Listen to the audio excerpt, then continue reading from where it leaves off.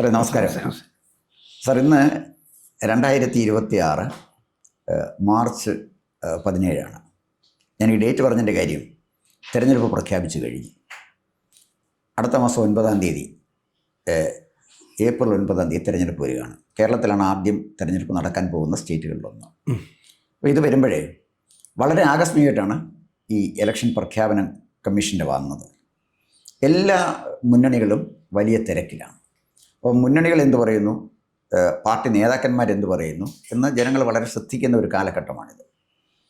ഇന്നത്തെ ഇന്ത്യൻ എക്സ്പ്രസ്സിനകത്ത് ഒരു അഭിമുഖം, ശ്രീ വി മുരളീധരൻ്റെ ഒരു അഭിമുഖം വന്നിരുന്നു. This time no government without BJP. ഇത് വളരെ കൗതുകകരമായ ഒരു ടൈറ്റിലായിട്ടാണ് എനിക്ക് തോന്നിയത്. This time no government without BJP എന്ന് പറഞ്ഞാൽ കഴിഞ്ഞ കാലഘട്ടത്തിനെ പോലല്ല, ഈ കാലഘട്ടത്തിലേക്ക് വന്നപ്പോൾ BJP ഇല്ലാതൊരു ഗവൺമെൻറ്റിനെ ഉണ്ടാക്കാൻ കഴിയില്ല എന്നാണ് വി മുരളീധരൻ പറഞ്ഞിരിക്കുന്നത്. മുരളീധരൻ കേന്ദ്രമന്ത്രിയായിട്ടിരുന്ന ആളാണ്, വളരെ പരിണതപ്രജ്ഞനായ രാഷ്ട്രീയ നേതാവാണ്. നെഹ്റു യുവകേന്ദ്രയുടെ അഖിലേന്ത്യാ തലത്തിൽ ചുമതലയുണ്ടായിരുന്ന ആളാണ്. ദേശീയ തലത്തിലും അതുപോലെ തന്നെ സംസ്ഥാന തലത്തിലും പ്രാദേശിക തലത്തിലും എല്ലാ തലത്തിലുള്ള നേതാക്കന്മാരുമായിട്ടും ജനങ്ങളുമൊക്കെ ആയിട്ട് അടുത്ത് ഇടപഴകിയിട്ടുള്ള ആളുമാണ്. അദ്ദേഹം ആറ്റിങ്ങൽ മത്സരിച്ചു, കഴക്കൂട്ടത്ത് മത്സരിക്കുന്നു ഇപ്പോഴേ. അപ്പം എന്തായാലും ശരി, ഈ ജനങ്ങളുടെ വികാരം അറിയാവുന്ന ഒരാൾ ഒന്നും കാണാതെ അങ്ങനൊരു സ്റ്റേറ്റ്മെൻറ്റ് നടത്തുമെന്ന് ഞാൻ കരുതുന്നില്ല. എന്താണ് ശ്രീ വി മുരളീധരൻ അങ്ങനെ ഒരു സ്റ്റേറ്റ്മെൻറ്റ് നടത്തിയതിൻ്റെ കാരണം? കാരണം അദ്ദേഹം പറയുന്ന ഒരു കാര്യം, ഈ എന്ത് ഫാക്ടേഴ്സാണ് നിങ്ങളെ ഫേവർ ചെയ്യുന്നത് എന്ന ചോദ്യത്തിന് അദ്ദേഹം പറയുന്നത്, ഒന്ന് ആൻറ്റി ഇൻകുംബൻസിയാണ്. രണ്ട് മുന്നണികളും സ്ട്രീമിനോടുള്ള ആൻറ്റി ഇൻകുംബൻസിയാണ് എന്നാണ് അദ്ദേഹം പറയുന്ന ഒരു കാര്യം. പക്ഷെ ആൻറ്റി ഇൻകുംബൻസി എപ്പോഴൊക്കെ ഭരണ ഗവൺമെൻറ്റിനെ ഭരിക്കുന്നവർക്ക് പ്രതികൂലമായി വരുമ്പോഴൊക്കെ അത് ഫേവർ ചെയ്തിട്ടുള്ള UDFനെയാണ്. ആ ഒരു അടിസ്ഥാനത്തിൽ BJP ഇല്ലാതെ ഒരു ഗവൺമെൻറ് 2026 ഉണ്ടാവില്ല എന്ന ശ്രീ വി മുരളീധരൻ്റെ അഭിപ്രായത്തോട് അങ്ങയുടെ ഒരു പ്രതികരണം എന്താണ്? നമസ്തേ. ഈ ചോദ്യം ഉത്തരം പറയുമ്പോൾ രണ്ട് കാര്യം പറയാനുണ്ട്. അങ്ങ് വി മുരളീധരനെ കുറിച്ച് പറഞ്ഞു, അദ്ദേഹത്തിൻ്റെ പശ്ചാത്തലം പറഞ്ഞു. ഒരുപക്ഷെ കേരള രാഷ്ട്രീയത്തിൽ നിന്ന് ഭാരതത്തിന് സംഭാവന ചെയ്ത വർത്തമാനകാലത്തെ ഏറ്റവും പ്രഗത്ഭനായ നേതാവാണ് മുരളീധരൻ. കാരണം, ആദ്യത്തെ കാരണം പറയാം, അദ്ദേഹത്തിനെതിരെ കഴക്കൂട്ടത്ത് നിന്ന് മത്സരിക്കുന്ന കടകംപള്ളി സുരേന്ദ്രനെ അദ്ദേഹത്തിനെയും കൂടെ താരതമ്യം ചെയ്യാമെങ്കിൽ കേന്ദ്രമന്ത്രിയായിരുന്ന കാലത്ത് ആരെങ്കിലും അദ്ദേഹത്തിനെതിരെ ഒരു അഴിമതി ആരോപണം നടത്തുന്നതിനുള്ള സാഹചര്യം ഉണ്ടായിട്ടില്ല. മറ്റേ അദ്ദേഹത്തിന് നമുക്കറിയാമല്ലോ, ശബരിമലയിലെ സ്വർണ്ണമല തങ്കം വരെ പോയതുമായി ബന്ധപ്പെട്ട് കേരളത്തിലെ ഒരു സംസ്ഥാന മന്ത്രിയാകാനായിട്ട് സാഹചര്യം എങ്ങനെ ഉപയോഗിച്ചിട്ടുള്ളത് കേരളം കണ്ടതാണ്. അതവിടെ നിൽക്കട്ടെ, ഞാൻ അതല്ല പറയാൻ വന്നത്. രാജ്യസഭയിലോ ലോകസഭയിലോ പോയിട്ടുള്ള കാലത്ത് അംഗങ്ങളിൽ സമീപകാലത്ത് കൊല്ലത്തെ പ്രേമചന്ദ്രൻ കഴിഞ്ഞാൽ സജീവമായ സാന്നിധ്യം കൊണ്ട്, ഇപ്പോൾ സുരേഷ് ഗോപി വന്നിട്ടുണ്ട് എങ്കിലും ഇപ്പോഴത്തെ MP മാരുടെയൊക്കെ ഉപരിയായിട്ട് തന്നെ, അതും പാർലമെൻ്ററി കാര്യമന്ത്രിയും കൂടെ ആയിരുന്നു എന്ന് ഓർക്കണം. കാര്യക്ഷമമായ പ്രവർത്തനം, തലയെടുത്തു നിന്നുള്ള പങ്കെടുക്കൽ, കേരളത്തിൻ്റെ അഭിമാനം വർദ്ധിപ്പിച്ച രാഷ്ട്രീയ ഭാരതത്തിന്, പാർലമെൻ്ററി സംവിധാനത്തിന് കേരളം കൊടുത്ത ഏറ്റവും മൂല്യവത്തായ സംഭാവനയാണ് വി മുരളീധരൻ. അദ്ദേഹം വർത്തമാനകാലത്തെ രാഷ്ട്രീയത്തെ നോക്കിക്കാണുമ്പം അതിനകത്ത് നമുക്ക് ശരിയെന്ന് ബോധ്യമാകാൻ സാധ്യതയുള്ള നിരവധി ഘടകങ്ങളുണ്ട്. അങ്ങ് പറഞ്ഞൊരു കാര്യമുണ്ടല്ലോ, അതായത് BJP ഇല്ലാത്തൊരു ഭരണം ഈ തെരഞ്ഞെടുപ്പ് കഴിഞ്ഞാൽ കേരളത്തിൽ ഉണ്ടാവാനിടയില്ല എന്ന് മുരളീധരൻ പറഞ്ഞു എന്ന്. വർത്തമാനകാല രാഷ്ട്രീയം മുന്നോട്ട് വെക്കുന്ന സാഹചര്യം തന്നെയാണ്. 1965 തെരഞ്ഞെടുപ്പ് പോലെ BJPക്ക് ഒരു 15-ലുപരി സീറ്റുകൾ, LDFനും UDFനും, എൻ്റെ ഭാഷയിൽ പറഞ്ഞാൽ ഇടതു മുന്നണിക്കും വലതു മുന്നണിക്കും തനിയെ ഭൂരിപക്ഷം കിട്ടാത്ത ഒരു രാഷ്ട്രീയ സാഹചര്യം, അതാണ് തെരഞ്ഞെടുപ്പ് കഴിഞ്ഞാൽ ന്യായമായും പ്രതീക്ഷിക്കേണ്ടത്. 10 മുതൽ 15 സീറ്റ് വരെ ബി ജെ പിക്ക്, അല്ലെങ്കിൽ NDAക്ക്, ഏതാണ്ട് 60-നടുത്ത പ്ലസ് ഓർ മൈനസ് സീറ്റുകൾ ഇടതുവർഗിക്കും വലതുവർഗിക്കും കിട്ടുക. അങ്ങനെ വന്നു കഴിഞ്ഞാൽ സ്വാഭാവികമായും ഒരു സംസ്ഥാന സർക്കാർ ഇല്ലാത്ത സാഹചര്യം പോലും വരാനിടയുണ്ട്. അതിന് പക്ഷേ ജയിച്ചു വരുന്ന MLA-മാർ സമ്മതിക്കില്ലാത്തത് കൊണ്ട് പരസ്പരം പല ധാരണകളുമായി ഇപ്പോഴത്തെ മുന്നണി സംവിധാനം മാറി പുതിയ സംവിധാനങ്ങൾ വരുന്നതിനുള്ള സാധ്യത നിലനിൽക്കുന്നുണ്ട്. അവിടെ തന്നെ ഇൻ്റർവ്യൂവിലെ ഒരു കാര്യം അദ്ദേഹം പറഞ്ഞു ശ്രദ്ധിക്കുക, കോൺഗ്രസും CPM-ഉം മുസ്ലിം ലീഗിനെയാണ് ഞങ്ങൾ പ്രധാനമായി ടാർഗറ്റ് ചെയ്യുന്നത് എന്ന് പറഞ്ഞാൽ ഒരു 20 സീറ്റിന് മീതെ കിട്ടാൻ സാധ്യതയുള്ള രാഷ്ട്രീയ പാർട്ടികളെയാണ് ടാർഗറ്റ് ചെയ്ത് ദേശീയ ജനാധിപത്യ മുന്നണി ശക്തി കുറയ്ക്കാൻ വേണ്ടി ശ്രമിക്കുന്നു എന്ന് പറഞ്ഞിരിക്കുന്നു. അപ്പം അങ്ങനെ വരുമ്പം സ്വാഭാവികമായും സംഭവിക്കേണ്ടതെന്ന് പറഞ്ഞാൽ പ്രത്യയശാസ്ത്രപരമായ പ്രതിബദ്ധത ഉണ്ടെങ്കിൽ സർക്കാർ രൂപീകരിക്കാൻ വേണ്ടി പരിശ്രമിക്കാതെ മാറി നിൽക്കുക. സ്വാഭാവികം എന്ന് വെച്ചും 965 വരെ സർക്കാരില്ലാത്ത അവസ്ഥ വരും. അങ്ങനെ വന്നാൽ കേന്ദ്രഭരണം കേരളത്തിലുണ്ടാകുന്ന സാഹചര്യം വരും. ആ സാഹചര്യമാണ് വ്യക്തിപരമായി ഞാൻ ഇഷ്ടപ്പെടുന്നത്. കാരണം നരേന്ദ്രമോദിയുടെ നേരിട്ടുള്ള ശ്രദ്ധയിൽ കൊണ്ട് ഭരണം കുറച്ചു കാലത്തേക്ക് കേരളത്തിലുണ്ടായാൽ അത് കേരളത്തിൻ്റെ വികസനത്തിനും രാഷ്ട്രീയ ശുദ്ധീകരണത്തിനും ഇട നൽകുമെന്ന് വിശ്വസിക്കുന്നയാളാണ് ഞാൻ. പക്ഷെ പ്രായോഗിക രാഷ്ട്രീയത്തിൽ അങ്ങനെ സംഭവിച്ചു കഴിയുമ്പോഴത്തേക്ക് സ്വാഭാവികമായും മുന്നണികളിൽ മാറ്റം വരും, അങ്ങോട്ടും ഇങ്ങോട്ടും പാർട്ടികൾ മാറുകയൊക്കെ ചെയ്യാം. ആ കൂട്ടത്തിൽ ഒരുപക്ഷെ ഏതെങ്കിലും ഒരു മുന്നണി BJP അക്സെപ്റ്റ് ചെയ്യുന്ന മുന്നണിയായിരിക്കും കേരളം ഭരിക്കാമെന്നായിരിക്കും മുരളീധരൻ ഉദ്ദേശിച്ചത്. എന്തായാലും ഈ സാധ്യതകൾ തള്ളിക്കളയാനാവില്ല. ഓക്കെ സാറേ, അപ്പോൾ സാറ് കോട്ട് ചെയ്തത് 1965 തെരഞ്ഞെടുപ്പാണ്. 65 തെരഞ്ഞെടുപ്പെന്ന് സാറ് പറയുമ്പോൾ അന്നത്തെ രാഷ്ട്രീയ കാലാവസ്ഥ നോക്കണം.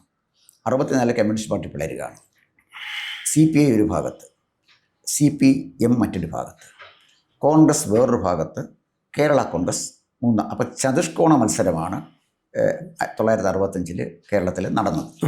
അതിനകത്ത് കമ്മ്യൂണിസ്റ്റ് വോട്ടുകൾ വിഘടിക്കപ്പെട്ടു പോയി, CPIയും CPM-ഉമായിട്ട് വിഘടിക്കപ്പെട്ടു പോയി. പിന്നെ വരുന്ന കോൺഗ്രസ് വോട്ടാണ്. കോൺഗ്രസിൻ്റെ ഒരു വോട്ട് ബാങ്ക് എന്ന് പറഞ്ഞാൽ അന്നത്തെ കാലഘട്ടത്തിലെ നായർ ക്രിസ്ത്യൻ കമ്മ്യൂണിറ്റിയുടെ വോട്ടാണ്. അതും വിഘടിച്ചു പോയി. അങ്ങനെ വന്നപ്പോഴേ 23 സീറ്റ് കേരള കോൺഗ്രസിന് കിട്ടി. പക്ഷെ അന്ന് കേരള കോൺഗ്രസിന് 23 സീറ്റ് കിട്ടുമ്പോഴേ ഇന്നത്തെ പോലുള്ള കത്തോലിക്ക സഭ വളരെ ശക്തമായിട്ട് നിൽക്കുകയാണ് കോൺഗ്രസിനെതിരായിട്ട്, കേരള കോൺഗ്രസിനോടൊപ്പം.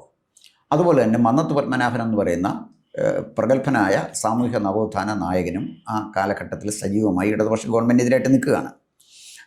ഇതിലെല്ലാം ഉപരിയായിട്ട് 57 EMS ഗവൺമെൻറ്റിനോടുള്ള ഒരു ആൻറ്റി ഇൻകുംബൻസി 65 ശമിച്ചിട്ടില്ല എന്നുള്ളതായിരുന്നു വാസ്തവം. കാരണം സെൽ ഭരണത്തിൻ്റെ ഒരു കാലഘട്ടമായിരുന്നല്ലോ അത്.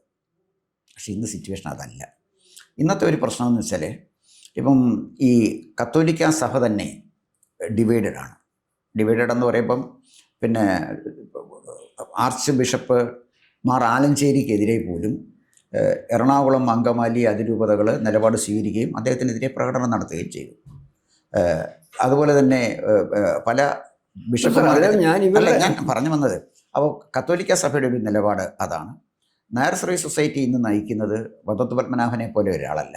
ഈ സമുദായം ഒരു കാരണവശാലും അക്സെപ്റ്റ് ചെയ്യാത്ത സുകുമാരൻ നായരാണ്.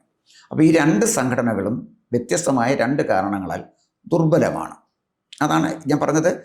സാറി വർഗീയ മുന്നണി, ഇടതുപക്ഷ വർഗീയ മുന്നണി, വലതുപക്ഷ വർഗീയ മുന്നണി എന്ന് അങ്ങ് പറയുമ്പോൾ BJP വർഗീയത ഇല്ലാത്തൊരു മുന്നണിയാണെന്ന് സ്ഥാപിക്കാനുള്ള ഉത്തരവാദിത്വം കൂടെ അങ്ങേക്കുണ്ട്. തീർച്ചയായിട്ടും. അപ്പം അതുകൊണ്ട് ഈ 2 മുന്നണികളും വർഗീയ മുന്നണിയാണ് എന്ന് പറയുമ്പോൾ വർഗീയ മുക്ത മുന്നണിയാണ് BJP എന്ന് അങ്ങ് പറയുന്നു. പക്ഷേ നമ്മുടെ ഡെമോഗ്രഫിയും മറ്റ് പൊളിറ്റിക്കൽ ഇക്വേഷനും നോക്കുമ്പോൾ അത് അത്ര പെട്ടെന്ന് സാധ്യമാകുമോ? ഈ BJP ഇല്ലാത്തൊരു ഗവൺമെൻറ് എന്ന മുരളീധരൻ്റെ അഭിപ്രായം അത്ര പെട്ടെന്ന് സാധ്യമാകുമോ എന്നുള്ളതാണ് എൻ്റെ സംശയം. അല്ല, ഞാനതിന് ഉത്തരം പറയാം. അങ്ങ് പറഞ്ഞ 2 കാര്യങ്ങൾ. ഒന്നാമത് 65 കാര്യത്തിൽ അങ്ങ് പറഞ്ഞ കാര്യങ്ങളൊക്കെ ഞാൻ സമ്മതിക്കുന്നു. അന്നത്തെ രാഷ്ട്രീയ സാഹചര്യത്തെ അല്ല ഞാൻ താരതമ്യം ചെയ്തത്. രാഷ്ട്രീയ താല്പര്യങ്ങളെ താരതമ്യം ചെയ്യാം. രാഷ്ട്രീയ സാഹചര്യത്തെ മാത്രമാണ് ഞാൻ, അതായത് ഇലക്ഷൻ റിസൾട്ട് വന്ന ശേഷമുള്ള സാഹചര്യം, അത് മാത്രമാണ് ഞാൻ പറയുന്നത്. അപ്പോൾ അങ്ങനെ വരുമ്പോൾ അതിന് കാരണം 140 സീറ്റിനകത്തുനിന്ന് 10 സീറ്റ് BJPക്ക് 15 വേണ്ട 10 സീറ്റ് കിട്ടിക്കഴിഞ്ഞാലും 140 10 ആയാൽ 130 30 66 64 ഒരാൾ വിളിച്ചു കഴിഞ്ഞാലും, അല്ലെങ്കിൽ ആ 130-നകത്തുനിന്ന് 70 പിടിക്കുന്നതിനുള്ള കഴിവ് കോൺഗ്രസിനോ ഇടതു മുന്നണിക്കോ അല്ലെങ്കിൽ വലതു മുന്നണിക്കോ ഉണ്ടാവണം. അതിന് സാധ്യതയില്ലെന്നാണ് എൻ്റെ ധാരണ. പിന്നെ അങ്ങ് പറഞ്ഞ കാര്യം കൃത്യമായി അങ്ങനെ തന്നെയാണ്. മുസ്ലിം ലീഗുള്ള ഒരു കക്ഷിയായിട്ടുള്ള വലതുവർഗീയ മുന്നണി കേരള കോൺഗ്രസ്, അങ്ങ് തന്നെ പറഞ്ഞതാണ് കത്തോലിക്ക ജനവിഭാഗത്തിൻ്റെ പുസ്തകം, കേരള കോൺഗ്രസ് ഒരു വിഭാഗമായിട്ടുള്ള ഒരു മുന്നണി, അവരെ വർഗീയമായിട്ട് കാണാത്ത ആ കപട മതേതരത്വത്തിൻ്റെ രാഷ്ട്രീയം എനിക്ക് സ്വീകാര്യമല്ല. മറിച്ച് മറുപക്ഷത്ത് എങ്ങനെയാ? Kerala Congress Antony group, Kerala Congress Jose K Mani group, മുസ്ലിം രാഷ്ട്രീയ പ്രസ്ഥാനമുണ്ടല്ലോ. അതുകൂടാതെ കൈ കിട്ടിയാൽ നമ്മുടെ KT ജലീലിനെ പോലെയുള്ള ഉടുപ്പ് മാറ്റിയിട്ട് കൂടെ കൂട്ടും. പണ്ട് നമ്മൾ കണ്ടതല്ലേ ലോനപ്പൻ നമ്പാടനെയും നമ്മുടെ ഇദ്ദേഹത്തെയും, മലപ്പുറത്തുള്ളൊരു പേര് ഞാൻ മറന്നുപോയി, രണ്ടുപേർ, അത് മുസ്ലിം ലീഗിൻ്റെ ആളാണ്. മുസ്ലിം ലീഗുകാരനെയും കേരള കോൺഗ്രസ്സുകാരനെയും പാർട്ടി ചുവന്ന കൊടി പിടിപ്പിച്ച് അവരെയും കൊണ്ടുവന്നില്ലേ? അപ്പം അങ്ങനെ അതാണ് ഇപ്രാവശ്യത്തെ ഇലക്ഷനകത്ത് ഒരു പേര് ഞാൻ കൊണ്ട്. കഴിഞ്ഞ തവണ SDP ആയിട്ട് മത്സരിച്ച ആളാണ് ഇപ്രാവശ്യം ഇടതുപക്ഷ മുന്നണിയുടെ സ്ഥാനാർത്ഥി. അപ്പം കൃത്യമായും രണ്ടു കൂട്ടരും ഇടതുവർഗീയ മുന്നണിയെന്നും വലതുവർഗീയ മുന്നണിയും തന്നെ പറയാം. അങ്ങനെ പറയുമ്പം നേരെ മറിച്ച് BJPയുടെ രാഷ്ട്രീയം എന്ന് പറയുന്നത് ദേശീയ തലത്തിലും ദേശീയതയാണ് പ്രധാനം. ആ ദേശീയതയ്ക്ക് അനുകൂല ഘടകമായി അല്ലെ അടിത്തറയുമായി ഹൈന്ദവ സാംസ്കാരിക ദേശീയത നിൽക്കുന്നു എന്നുള്ളതിനപ്പുറമായിട്ട് എവിടെയെങ്കിലും ഒരു സന്ദർഭത്തിലും വർഗീയ പ്രീണനത്തിനും പോയിട്ടില്ല, വർഗീയ വിദ്വേഷത്തിനും പോയിട്ടില്ല. Appeasement of none and justice for all. അങ്ങനെ പറയുന്നത് ഞാൻ പറഞ്ഞത്, ഈ വ്യത്യാസം ഞാൻ പറഞ്ഞത്. അല്ല, അത് വരുമ്പോഴേ അപ്പം അദ്ദേഹം മറ്റൊരു ചോദ്യത്തിന് മറുപടിയായിട്ട് പറയുമ്പോൾ ഇതുമായിട്ട് കോംപ്ലിമെൻറ്റ് ചെയ്ത് വരുന്നതാണ്. Is BJP is trying to occupy the space of Congress എന്നാണ് മറ്റൊരു ചോദ്യം അദ്ദേഹം ചോദിച്ചത്. അതിന് മറുപടി അദ്ദേഹം പറഞ്ഞത്, രണ്ട് മുന്നണികളുടെയും രണ്ട് പാർട്ടികളുടെയും ഇടതുപക്ഷത്തിൻ്റെയും വലതുപക്ഷത്തിൻ്റെയും സ്പേസ് ഒക്കുപ്പൈ ചെയ്യാനാണ് BJP ശ്രമിക്കുന്നത് എന്ന് പറഞ്ഞു. ഓക്കെ, അവിടെയാണ് അടുത്തൊരു സംശയമുള്ളത്. ഇപ്പം രണ്ടു പേരുടെയും സ്പേസ് ഒക്കുപ്പൈ ചെയ്യാൻ ശ്രമിക്കുന്നു എന്ന് പറയുമ്പോൾ ഇപ്പം ഇടതുപക്ഷത്തിൻ്റെ കാര്യത്തിലേക്ക് നമുക്ക് പോവാം. ഇടതുപക്ഷം ഇതുവരെ കണ്ടിട്ടില്ലാത്ത സമാനതകളില്ലാത്തൊരു കലാപം CPMൽ നടന്നുകൊണ്ടിരിക്കുകയാണ്. അതിനകത്ത് മധ്യ തിരുവിതാംകൂറിൽ അല്ലെങ്കിൽ തിരുവിതാംകൂർ കൊച്ചിൻ ട്രാവൻകൂറിൽ ആദ്യം കലാപക്കൊടി ഉയർത്തിയത് G. സുധാകരനാണ്. അദ്ദേഹം സ്വതന്ത്രനായിട്ട് അമ്പലപ്പുഴ മത്സരിക്കുകയാണ്. അത് കോൺഗ്രസ് അദ്ദേഹത്തിനെ പിന്താങ്ങാനും തയ്യാറായി. BJPയുടെ നിലപാടെന്താണെന്ന് എനിക്ക് അറിഞ്ഞുകൂടാ. കോൺഗ്രസ് അദ്ദേഹത്തിനെ പിന്താങ്ങാൻ തയ്യാറായി. പിന്നെ വന്ന കണ്ണൂരാണ്. കണ്ണൂരെന്ന് പറഞ്ഞാൽ കമ്മ്യൂണിസ്റ്റ് പാർട്ടിയുടെ തലച്ചോറിരിക്കുന്ന സ്ഥലം കണ്ണൂരാണല്ലോ. ഈ കമ്മ്യൂണിസ്റ്റ് പാർട്ടിക്ക് ഏറ്റവും കൂടുതൽ വോട്ട് കിട്ടിയിട്ടുള്ള രണ്ട് ജില്ലകളാണുള്ളത്. ഒന്ന് ബംഗാളിലെ 24 പർഗാനാസും പിന്നെ കേരളത്തിലെ കണ്ണൂരും. അപ്പോൾ എന്ന് പറഞ്ഞാൽ വരുന്നതിനെക്കുറിച്ച് പറയണ്ട. പക്ഷെ അവിടെ B. കുഞ്ഞികൃഷ്ണൻ എന്ന് പറയുന്ന ഒരാളൊരു പുസ്തകം എഴുതിയത് അണികൾ പാർട്ടിയെ തിരുത്തണം, അതാണ് അദ്ദേഹം പറഞ്ഞത്. അത് കഴിഞ്ഞ് TK ഗോവിന്ദൻ, അദ്ദേഹം മാർക്സിസ്റ്റ് പാർട്ടിയുടെ കണ്ണൂർ സെക്രട്ടേറിയറ്റ് മെമ്പറായിരുന്നു, ജില്ലാ സെക്രട്ടേറിയറ്റ് മെമ്പറാണ്. വളരെ വലിയൊരു ഒരു പദവിയാണ്. പിന്നെ പാലക്കാട്ടോട്ട് പോയാൽ PK ശശി, അദ്ദേഹം KTDCയുടെ ചെയർമാനായിരുന്നു, MLA ആയിരുന്നു. അപ്പം ഇങ്ങനെ ഇവരെല്ലാം CPMനെതിരെ കലാപത്തിൽ ഇറങ്ങിയിരിക്കുകയാണ്. പക്ഷേ അവരാരും, അപ്പം അവരുടെയൊക്കെ സ്പേസ് ഉണ്ട്, അവരുണ്ടാക്കിയൊരു സ്പേസ് ഉണ്ടല്ലോ, ആ സ്പേസ് പ്രയോജനപ്പെടുത്താൻ കഴിഞ്ഞിട്ടുള്ളത് BJPക്കല്ല, മറിച്ച് കോൺഗ്രസ്സിനാണ്. TK ഗോവിന്ദൻ അവിടെ മത്സരിക്കുന്നത് കോൺഗ്രസിൻ്റെ സ്ഥാനാർത്ഥിയായിട്ടാണ്. അതുപോലെ തന്നെ V. കുഞ്ഞികൃഷ്ണൻ മത്സരിക്കുന്നത് സ്വതന്ത്രനായിട്ടാണ്, ആരുടെയും പിന്തുണ സ്വീകരിക്കുമെന്ന് പറയുന്നു. പിന്നെ PK ശശിയും നിലപാട് സ്വീകരിച്ചിരിക്കുന്നത് എന്നിട്ട് പ്രോ കോൺഗ്രസ് ആണ്. ഇനി VS അച്യുതാനന്ദൻ്റെ പ്രൈവറ്റ് സെക്രട്ടറി അദ്ദേഹത്തിൻ്റെ പേഴ്സണൽ അസിസ്റ്റൻ്റ് ആയിരുന്ന A. സുരേഷ് കോൺഗ്രസ്സിലേക്ക് ചേർന്നിരിക്കുകയാണ്. അപ്പോൾ സുരേഷ് ഇന്ന് TV ഒരു സ്റ്റേറ്റ്മെൻറ്റ് നടത്തി. എനിക്ക് വളരെ കൗതുകകരമായിട്ട് തോന്നിയൊരു സ്റ്റേറ്റ്മെൻറ്റാണ്. പാർട്ടിയിൽ രണ്ട് വിഭാഗത്തിൽപ്പെട്ട ആളുകളാണ്. ഒന്ന് പാർട്ടിയെ സ്നേഹിക്കുന്ന ആളുകൾ, മറ്റൊന്ന് ഭരണത്തെ സ്നേഹിക്കുന്ന ആളുകൾ. പാർട്ടിയെ സ്നേഹിക്കുന്ന ആളുകളുടെ കൂട്ടത്തിൽപ്പെട്ട ആളാണ് A. സുരേഷ് എന്നാണ് അദ്ദേഹം അവകാശപ്പെട്ടത്. അദ്ദേഹം പോയത് കോൺഗ്രസ്സിലേക്കാണ്, BJPയിലേക്കല്ല. എന്ന് പറഞ്ഞാൽ ഇടതുപക്ഷത്തിൽ കാണുന്ന പ്രവണതകൾ നോക്കിയാൽ, ഈ നേതാക്കന്മാരുടെ സ്റ്റേറ്റ്മെൻറ്റ്സ് നോക്കിയാൽ, അവർ സ്വീകരിച്ച നിലപാട് നോക്കിയാൽ മാർക്സിസ്റ്റ് പാർട്ടിയിലുണ്ടായ അപജയം BJPക്കാണോ ഗുണം ചെയ്തത്, കോൺഗ്രസിനാണോ ഗുണം ചെയ്തത് എന്ന് നോക്കുമ്പോൾ പ്രഥമ ദൃഷ്ടിയ എനിക്ക് ഇവരുടെ സ്റ്റേറ്റ്മെൻറ്റ് എടുത്തു വെച്ച് നോക്കിയാൽ ഇവരൊക്കെ UDFന് അനുകൂലമായ ഒരു നിലപാടാണ് സ്വീകരിച്ചത്. അപ്പോൾ CPMൻ്റെ ഒരു സ്പേസ് കിട്ടാൻ സാധ്യതയുണ്ട്, അല്ലെങ്കിൽ അവിടേക്ക് ഒരു ഇൻ്റർവെൻഷൻ നടത്താം എന്നുള്ള മുരളീധരൻ്റെ പ്രതീക്ഷ എത്രമാത്രം സഫലമാകും എന്നുള്ളതാണ് ഒരു ചോദ്യം. രണ്ട് മുന്നണിയിലും അദ്ദേഹത്തിന് പോകണമല്ലോ. രണ്ടാമത് വരുന്ന മുന്നണിയിൽ ഒന്ന് കോൺഗ്രസ്, മറ്റൊന്ന് കേരള കോൺഗ്രസ്, മൂന്നാമതൊന്ന് മുസ്ലിം ലീഗ്. മറ്റു പാർട്ടികളെ നമ്മൾ എടുക്കേണ്ട, എല്ലാം കൊച്ചു ഘടകകക്ഷികളാണ്. ഇതിനകത്ത് എന്തായാലും മുസ്ലിം ലീഗിൻ്റെ ഭാഗത്തുനിന്ന് ഒരു വോട്ട് പോലും BJPക്ക് കിട്ടാൻ സാധ്യതയില്ലല്ലോ.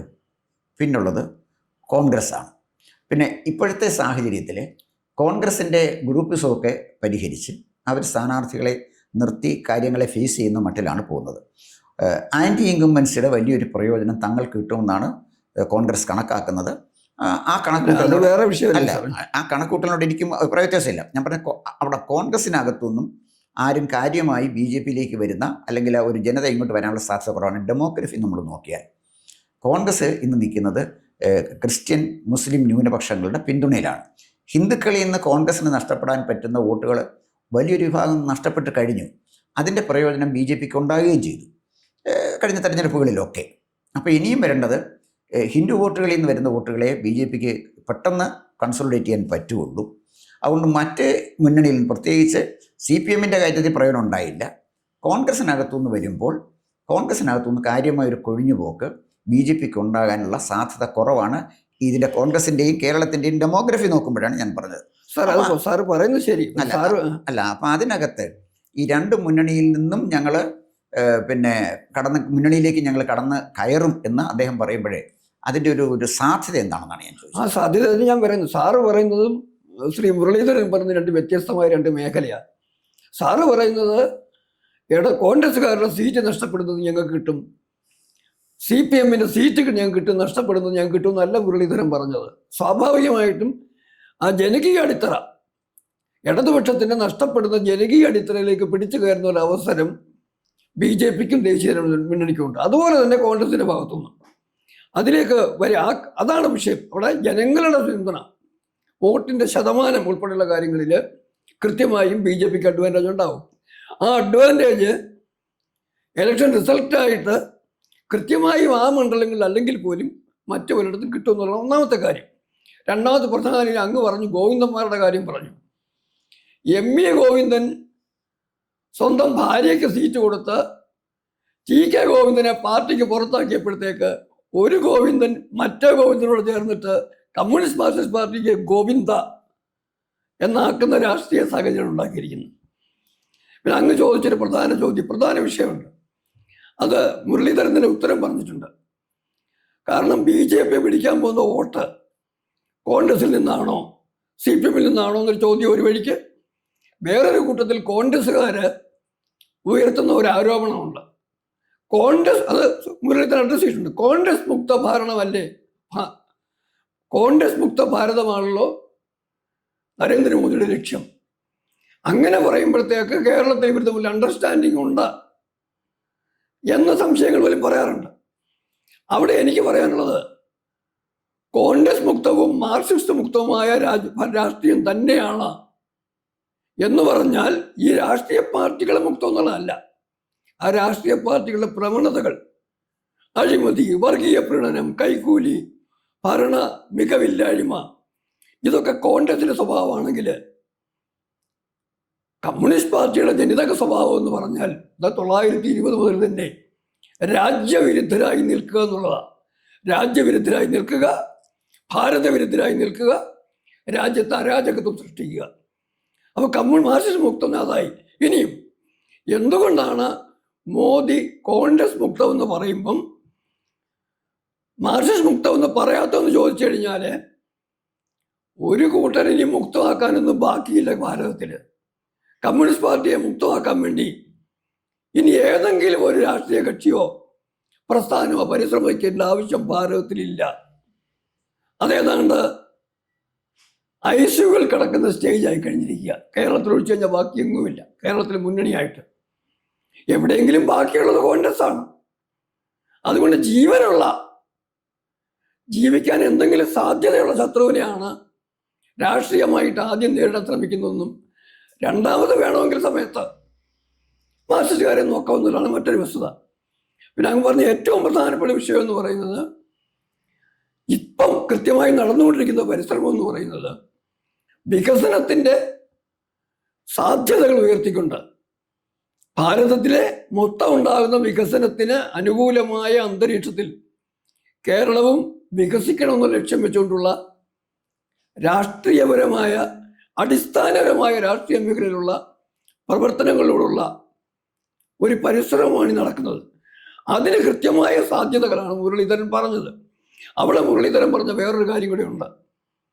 അതായത് ശത്രുപക്ഷത്തിൻ്റെ ബലഹീനത, പ്രത്യേകിച്ചും LDFിനെ കുറിച്ച് മഞ്ഞ ആളുകൾക്ക് ഇപ്പം താല്പര്യം നഷ്ടപ്പെട്ടിരിക്കുന്നു. കോൺഗ്രസിൽ പ്രതീക്ഷയില്ല.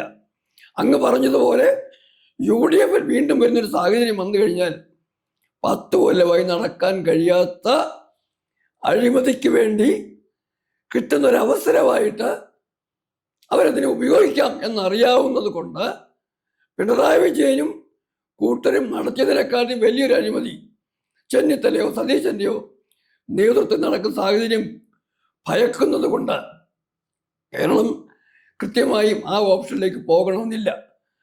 അതുകൊണ്ട് തന്നെ രാജീവ് ചന്ദ്രശേഖറും മുരളീധരനും ഒക്കെ പറയുന്ന തേർഡ് ഓൾട്ടർനേറ്റീവ്, അതിനൊരു പക്ഷേ ഈ വർഷം എല്ലാവരും കൃത്യമായിട്ട് അറിയാവുന്ന പോലെ 26 കൃത്യമായ ഭൂരിപക്ഷം കിട്ടിയില്ലെങ്കിൽ പോലും ഭരണത്തിലും ഭരണകൂടത്തിലും ഭരണ സംവിധാനത്തിലും നിർണായക ഘടകമാകാനുള്ള അവസരം വരുന്നു എന്ന മുരളീധരൻ്റെ അഭിപ്രായത്തോട് തന്നെയാണ് എനിക്ക് യോജിക്കാൻ കഴിയും.